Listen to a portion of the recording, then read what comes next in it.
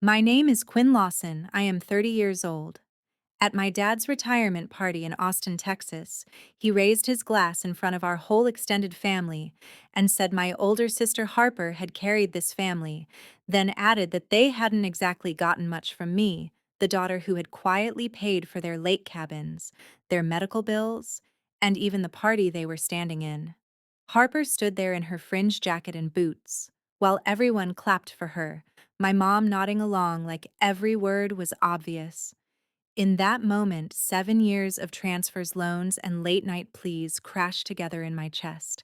I was the younger sister, the reliable one, the one they never worried about because they knew I would fix things. Hearing my dad erase all of that in a single sentence didn't just sting, it flipped a switch I didn't know I had. Before I take you back through how I ended up funding their lives while they erased me in public, tell me in the comments what you would do if your parents said that in front of your whole family, and let me know where you're watching from. The room went so quiet I could hear the ice shift in my glass.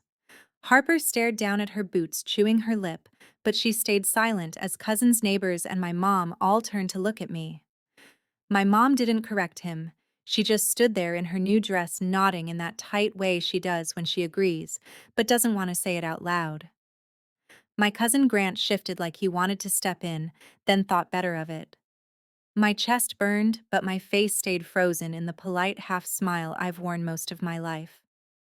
I raised my glass like I was in on the joke, swallowed a mouthful of flat champagne, and waited for the music to swallow the moment. Instead, that old familiar invisibility settled over me again, the sense that in this family I existed to be dependable, not to be seen. I set my drink down, mumbled something about needing fresh air, and walked straight through the hall and out into the warm Austin night. In the parking lot, another party's barbecue smoke drifted on the air, but everything around me felt distant. I slid into my car, shut the door, and let the quiet wrap around me in a way the party never had. My hands shook on the steering wheel as my mind ran backward, not just through that speech, but through the years that led to it. I thought about every time my parents had called me the practical one, like, that was an excuse not to love me loudly. I thought about Harper, the golden child, the one whose music my parents bragged about to anyone who would listen, while my career in software was treated like some boring background detail. 7 years of sacrifice sat between my ribs like a weight. That night, for the first time, I admitted to myself that I hadn't just been the quiet younger sister. I had been the person keeping their world from falling apart. 7 years earlier, I'd been sitting in my tiny one-bedroom apartment fresh into my first real developer job when my mom called me close to midnight. Her voice was raw, like she'd been crying for hours. She and my dad had taken out a big loan to buy two small cabins near Lake Travis, planning to turn them into short-term rentals for retirement income, but bookings never matched the payments and the bank was threatening to call the note. If we lose the cabins, we lose everything we've built for retirement. My dad said when he got on the line, like their entire future depended on those wood-paneled boxes. After a long weekend of spreadsheets and panic, I wired them $30,000 to catch up the loan. Later that year, when property taxes and association fees stacked up, I sent another $15,000, then another $9,000 the following spring when bookings lagged again. Every time they called, the story was the same: if I didn't step in, they would lose their dream. No one asked what it cost me to rescue that dream over and over. It didn't stop with the cabins.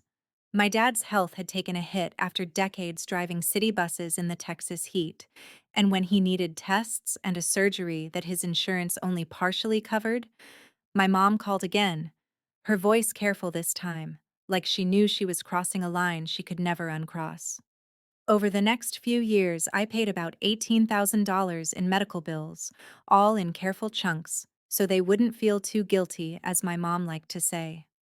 When their credit cards maxed out from patching gaps in their budget, I covered another $22,000, consolidating their balances onto a personal loan in my own name because my credit was better. They promised to pay me back, but whenever I asked, my mom would change the subject to Harper's latest show or my dad's retirement countdown. Somewhere in there, their emergency became my normal. My salary as a software engineer in Austin should have felt like security. But after transfers, loans, and bills, it felt like I was just passing money through my account to theirs. Then there was Harper. If the cabins were my parents' dream, Harper's music was the religion they practiced. She was the older sister with the smoky voice and the social media following the one who could pick up a guitar and make my parents tear up at backyard cookouts. When she decided she needed a rehearsal space in a converted warehouse on the east side, guess who got a call? I put down the deposit, then quietly covered rent more months than not. When she recorded her first EP, I paid almost $12,000 for recording sessions, mixing, and a small run of vinyl because my parents swore this was the project that would finally put her on the map. Add in money for equipment upgrades, gas for mini tours, and digital marketing campaigns. She swore would pay off next month, and I'd poured more than $35,000 into Harper's career alone. My parents framed her posters in the hallway and told anyone who came over that she was their ticket to a better future. They never mentioned that their younger daughter was the one underwriting all of it. I pulled out of the lot and drove home through Austin's late-night traffic, barely seeing the city lights. When I parked outside my apartment in South Congress, my heart was thudding like I'd run the whole way. Inside, my boyfriend Evan was on the couch with his laptop and a game paused on the screen. He took one look at my face and closed it without asking. I told him what my dad had said, how my mom had just watched how Harper had looked like she wanted to disappear but never spoke up. I told him about the way the room had gone quiet and how I'd walked out instead of fighting back. Evan listened, jaw tight, eyes steady. "Quinn, they've been leaning on you for years and acting like you're fine with it," he said. "They don't see you at all. You don't owe them silence on top of everything else." I had always believed airing family business in public was a betrayal, but sitting there with my chest still burning, it hit me that they'd been betraying me in public for a long time. They had bragged about Harper and hinted about their rough finances in front of relatives, without once acknowledging who actually kept the lights on. Evan squeezed my hand. "If they're going to talk about you like that in front of everyone," he said, "you get to tell the truth. Not to be petty, but because you deserve to be seen." I stared at my phone for a long time, thumb hovering over Instagram. I had a couple thousand followers from tech meetups, Harper's fan overlap, and Austin friends. Finally, I opened the app and started typing. I wrote about 7 years of phone calls that started with, "I hate to ask you this, but..." I wrote out the numbers, roughly $30,000 to salvage the Lake Travis cabins at the beginning, nearly $24,000 more in fees and taxes, $18,000 in medical bills, $22,000 in credit card consolidation, $35,000 toward Harper's music, and a retirement party deposit I had just paid that night. Then I wrote the words my dad had said, that this family had never gotten much from me, and hit post before I could lose my nerve. The response was instant and dizzying. Notifications stacked in the corner of my screen. Zoe was one of the first to comment, "Quinn, this is so much. I knew you helped them, but not like this."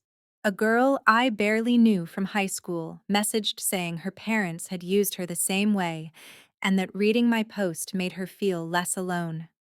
My cousin Grant texted, "I always wondered how they kept those cabins." "I'm sorry, Q. That was brutal tonight." People shared the post to their stories with little captions about boundaries and burnout. For a couple of hours, it felt like someone had finally turned the lights on in a room I'd been stumbling through in the dark. My family was still at the event hall, probably taking pictures and cutting cake, unaware that the story they'd told for years was starting to crack. I knew there would be fallout when they saw it, but for once, I wanted the truth documented somewhere besides my bank statements. The next morning, that courage met cold reality when I opened my laptop and logged into my banking apps. Numbers I'd ignored for years glared back at me, recurring transfers scheduled to go out like clockwork, automatic charges tagged with my parents' names, Harper's rehearsal space payments. My coffee went lukewarm while I scrolled. First, I opened the invoice from the retirement party. I had put down a large deposit for the hall and catering, and there was a remaining balance of about $8,500 set to charge my card the next day. My hands were steady as I emailed the coordinator explaining that I was revoking permission to run my card for the final amount and that any balance was my parents' responsibility going forward. Then I went to the account tied to the Lake Travis cabins and canceled the monthly transfers that had quietly totaled nearly $24,000 over the last few years. The bank's confirmation emails popped up one after another. It felt like cutting cords I hadn't realized were strangling me.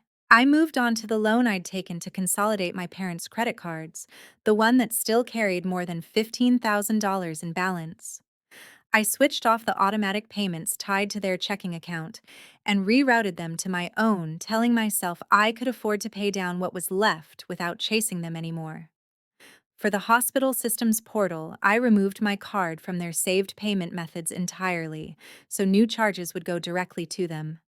Finally, I opened the payment app I used for Harper's rehearsal space and her promotional campaigns. There was a recurring transfer scheduled to hit the following week for her next run of online ads and rent. I stared at the screen for a long time before tapping cancel. The app flashed recurring payment ended, and I felt that familiar, dull ache in my chest. Harper's music wasn't a scam, she was genuinely talented. But I couldn't keep funding a dream that had turned into an excuse to erase me. When I finally closed the laptop, the apartment was quiet except for Evan moving around in the kitchen. "I'm done carrying them," I said out loud, mostly to myself. Saying it made it feel real. By midday, my phone lit up like it had grown its own heartbeat. Call after call came in from my mom, my dad, and Harper, stacked between notifications that my Instagram post was being reshared. At first, I let everything go to voicemail, sitting at my tiny kitchen table and picking at a bagel I no longer wanted. Then I started listening, one by one. My mom's first message was brittle: "Quinn, what have you done?" The event hall called and said your card was declined for the rest of the bill. They said we owe them thousands of dollars. You know we don't have that kind of money. My dad's voice in the next message was angrier. "Is this your idea of a joke? You humiliated us with that post, and now you're trying to ruin my retirement party. Take that thing down right now." Harper's messages were frantic in a different way. "The landlord just texted me," she said in one voicemail, her voice shaking. "He said the payment didn't go through for the space, and he's giving me 10 days before he rents it to someone else. Why would you do this to me right before my big showcase?"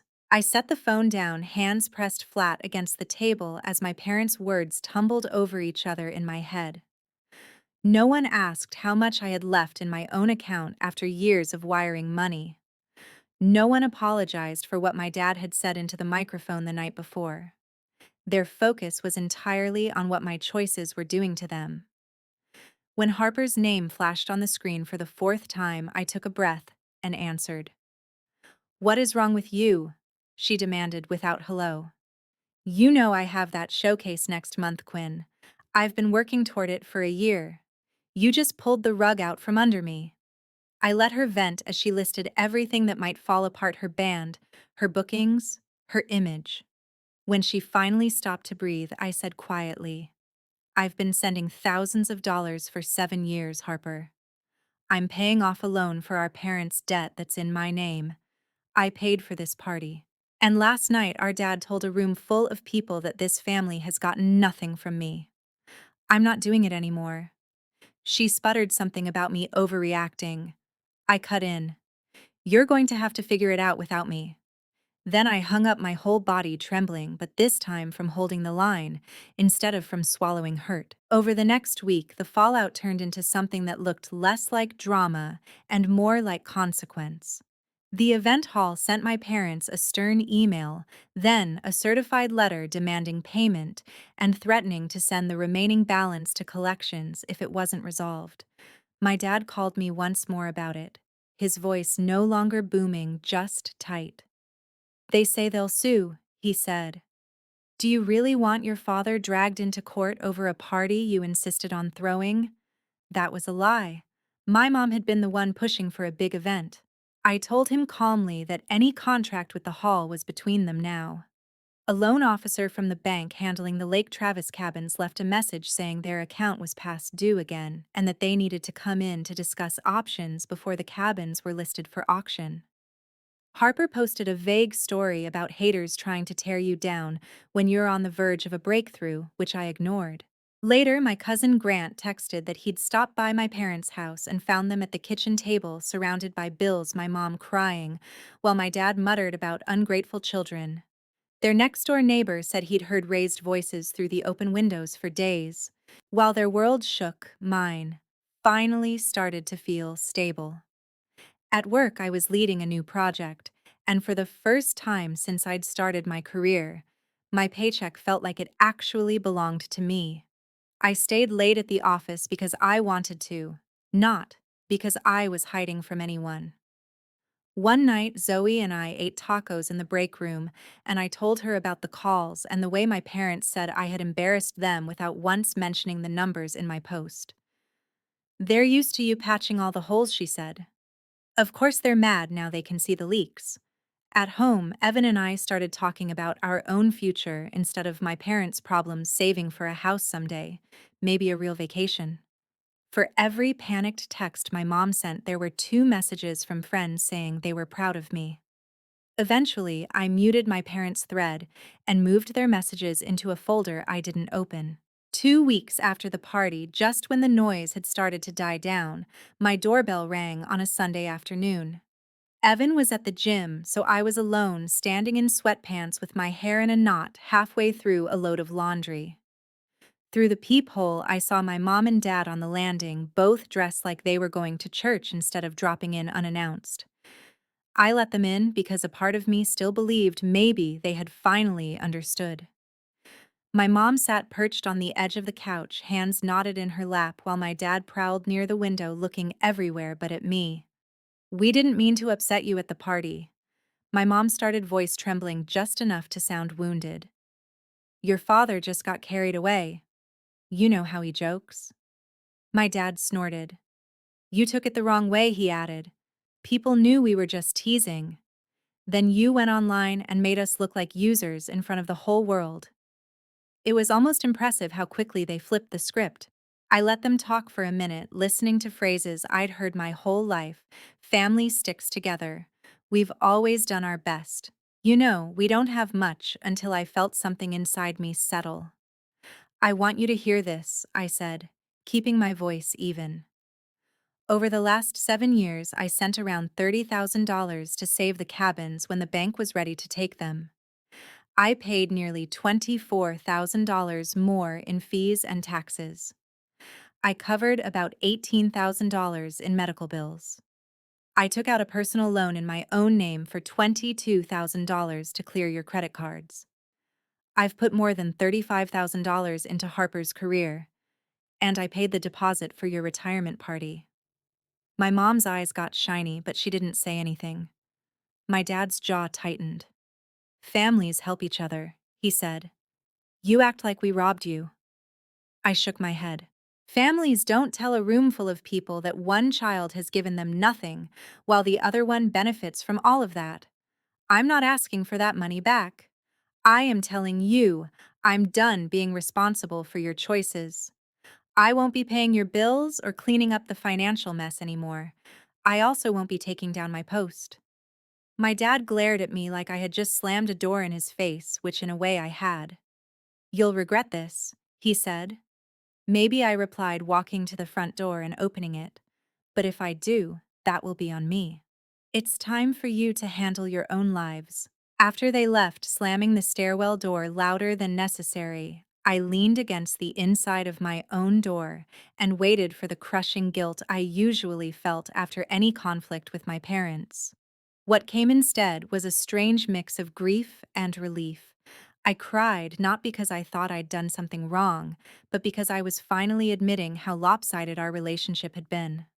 That night, I opened a blank document and listed every payment I'd ever made for them line by line. Seeing the dates and amounts in one place made it harder to tell myself I was exaggerating. Evan came home to find me puffy-eyed but calmer, and he nudged me toward therapy. A few weeks later, I was sitting in a counselor's office saying the words out loud my parents had used me to prop up their lifestyle. With every session, the statement felt less like an accusation and more like a fact, and blocking their numbers felt less like punishment and more like self defense. Months slid by, marked less by my parents' crises and more by my own milestones. They tried to reach me a few more times through relatives, but I'd made it clear to everyone who mattered that I wasn't stepping back into that role. My cousin Grant called one evening and asked if I wanted an update. I hesitated, then said yes, bracing myself. He told me the bank had finally forced my parents to sell the Lake Travis cabins at a loss to cover the overdue payments. Whatever little profit they had dreamed of was gone. They were left with barely enough to wipe out the last of the loan. Without that supplemental income, their finances shrank down to my dad's modest pension and my mom's part-time job at a doctor's office. They cut cable, stopped eating out, and put their house on the market, planning to move into a cheaper rental farther out. "They're blaming you to anyone who will listen," Grant said. "But people saw your post. Most of the family knows the numbers now. It's not landing the way they think." I pictured my parents in a smaller kitchen sorting through their bills alone instead of pushing them across the table toward me.